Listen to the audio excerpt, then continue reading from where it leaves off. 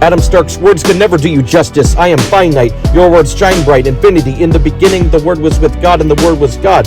And you established your ministry. The angel of the Lord, the ancient ram with Abraham, the scriptural Trinity. The laws for Moses' time for hardened hearts were exchanged differently. The people ponder each comparison like a simile. I'll explain why proudly I wear my cross in your honor religiously. You even change spelling in English. You spell salvation with a lowercase little t. Crucifix, Eucharist, betrayal when Judas kissed the Jewish prince, crucifix, the Eucharist.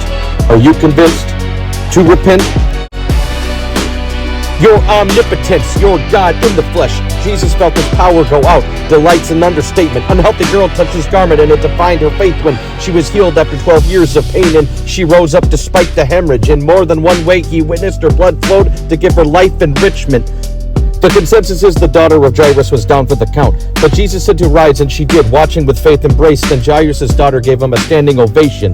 That's just one example of pious and honor. Those who witnessed Jairus' daughter, Jesus rose to the right of the Father. He stood up for justice and challenged disciples and scholars. The followers baptized them with water. He will judge the living and the dead. A mere creature couldn't identify with and sponsor a divine pledge from authors. Witness describes acceptance to God's words on earth. Satan tempted the Lord to fly down like a tourist. Man shall not live by bread alone. You gave us the Eucharist. Satan was a fallen angel, and you rose from the dead atoned. Divinely honored Bible authors. They say spread the word to everyone. Even on the Sabbath, the Lord's work is never done. From Bethlehem to Nephilim, it's a tall order. Even before meal services. Psalms, Romans, Hebrews, the Bible's worshiping all over.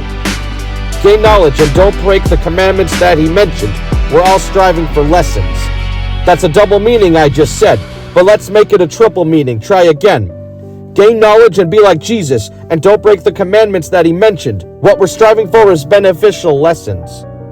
That's a triple meaning, but this is a teaching. Human beings are more than flesh, that my body breathes. The triune God is a trichotomy.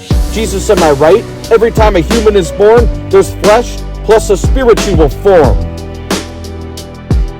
Genesis, God said, let there be light, but Jesus is called the light. This made the Israelites wondered who can speak of themselves this way. God doesn't have a number two. They had to learn he's one with the Father. The Trinity's teachings come to you. He could speak because he is also the sky's light illuminating from the moon, because they witnessed the sun said right in front of you, quote, I am the light of this world. Now atheists, I'll use my own interpretation to humble you. Light can be seen everywhere, but light is also untouchable.